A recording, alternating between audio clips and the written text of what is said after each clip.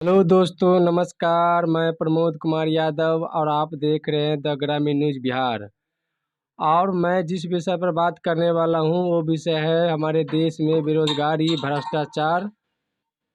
और इसी विषय पर मैं बात करने वाला हूं। मेरे पास एक अंकल जी हैं। अंकल जी से मैं पता करूंगा कि अंकल जी, क्या हमारे देश में बेरोजगारी और भ्रष्टाचारी खत्म हो गया है? क्योंकि बार बार हर एक सरकार आता है तो इसी सवाल के जवाब को लेकर आता है कि बेरोजगारी, भ्रष्टाचारी सरकार में बहुत है। मैं आऊँगा तो इस चीज़ को ख़त्म कर दूंगा। लेकिन 8 साल हो गया इस केंद्र सरकार को। इसी विषय पर मैं बात करने वाला हूँ। क्या अंकल जी, हमारा देश से बेरोजगारी और भ्रष्टाचारी खत्म हो गया? देखिए, आपके चैनल के माध्यम से मैं कहना चाहता हूँ कि जितने भी सरकारें आई, सबों ने यही पब्लिक में अपना रखा कि हमारे आने के बाद में ये चीज़ समाप्त हो जाएगी, ये ख़त्म हो जाएगी, अच्छे दिन आ जाएंगे। लेकिन अच्छे दिन का वादा तो हुआ, लेकिन आप देख सकते हैं कि आज हमारे देश में लगभग 75% लोग जो है वो 5 किलो दाने पे आश्रित हो गया है। अगर वो 5 किलो दाना सरकार की ओर से ना मिले तो शायद उसका घर का चूल्हा नहीं जलेगा। अब इससे आप समझ सकते हैं कि कितना भ्रष्टाचारी और कितना बेरोजगारी खत्म हुआ है।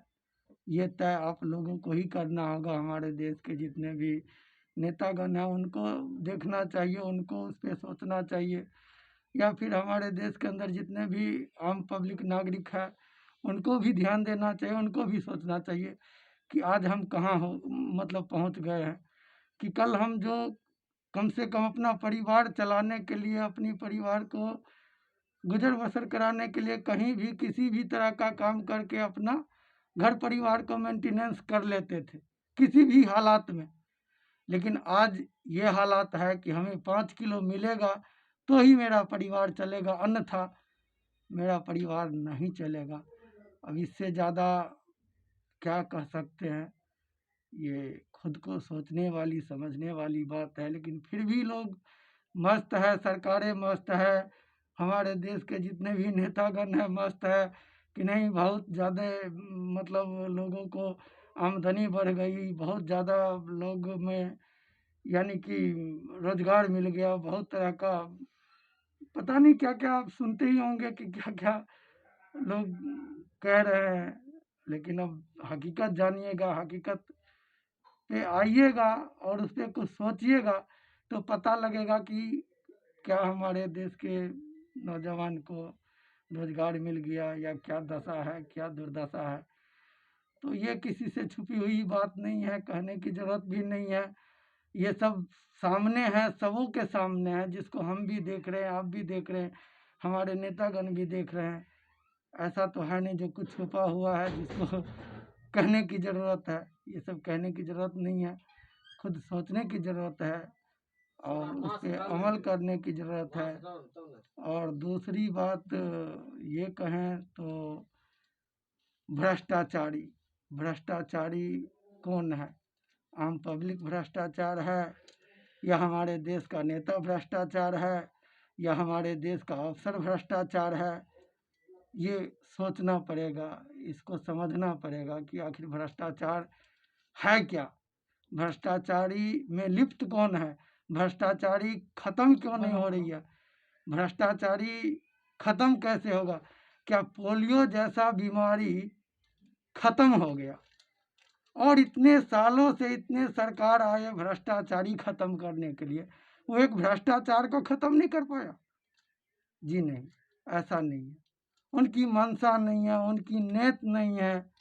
नहीं तो क्या हमारे देश से पोलियो खत्म हो सकता है और भ्रष्टाचारी खत्म नहीं होगा?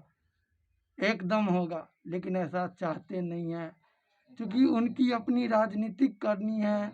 वो अपनी सरकार में बने रहना चाहते हैं। वो तरह तरह के उलझने एक दूसरे पे थोप करके निकलना चाहते हैं।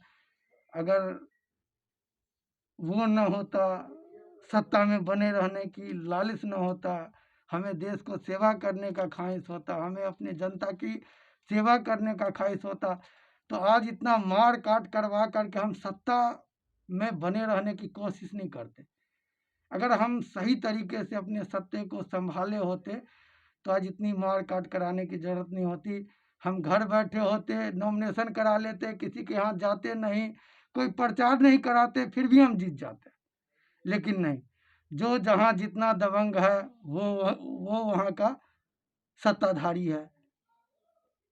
ऐसा नहीं है, लेकिन है तो कुछ वही हम कहना चाहते हैं कि अब क्या इस पे कहा जाए कि भ्रष्टाचारी तो आप जान ही रहे हैं। बाकी हमारे देश के नेता लोगों को सोचना चाहिए इस पे, इससे ज़्यादा हम क्या कहेंगे।